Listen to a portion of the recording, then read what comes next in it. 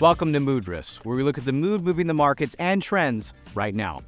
Today's episode, discounts on tuition come at a cost, and we look at how the buzz about a free lunch in the media turned out to be a bunch of hot air. A study by the National Association of College and University Business Officers looked at 341 schools and found that tuition discount rates at private nonprofit colleges and universities were at record highs in the 2022 through 2023 academic year. The discount rate was 56.2% for first-time, full-time, first-year students, and it was 50.9% for all undergraduates. The study said that providing grants, fellowships, and scholarships, schools had to forego more than half the revenue they would otherwise collect if they charged all students the tuition and fee sticker price. The discounts reflect the struggle that private nonprofit colleges face when trying to attract new students. Some schools have shut down, including Iowa Wesleyan University, which announced in March that it would close its doors at the end of the 2022 through 2023 academic year after 181 years of operation. The February 2011 issue of the Socionomics identified numerous threats to the higher education industry. A follow-up article in the June 2022 issue said that in order to draw students in a bear market, small tuition-dependent colleges might have to make substantial tuition cuts, but they can scarcely afford to do so when they already struggle to meet their current costs. The result? Look for more closures when negative social mood intensifies.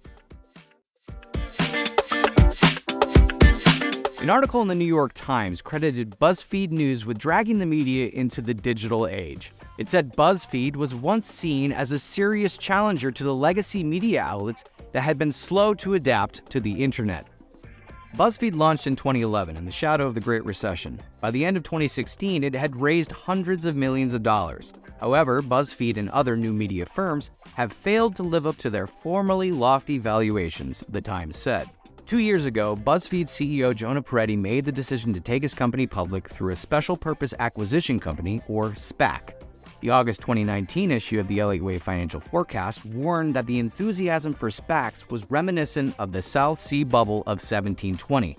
The February 2021 financial forecast cited a professor who called SPACs a free lunch, but it reminded readers of a saying that became popular during the Great Depression: "There's no such thing as a free lunch." The issue predicted that SPACs would be part of investors' relearning process. The free lunch at BuzzFeed ended up being costly indeed. An article in The Nation said the BuzzFeed SPAC realized only $16.2 million from a $288 million equity offering.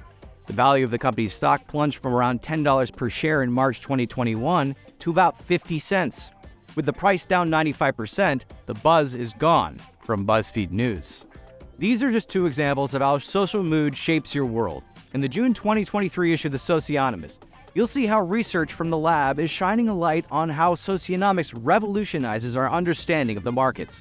You'll learn what emojis on social media tells us about coming swings in the stock prices, and you'll discover why plans for super tall buildings are struggling to get off the ground.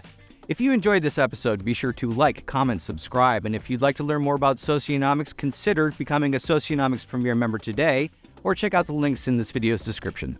Thank you for watching.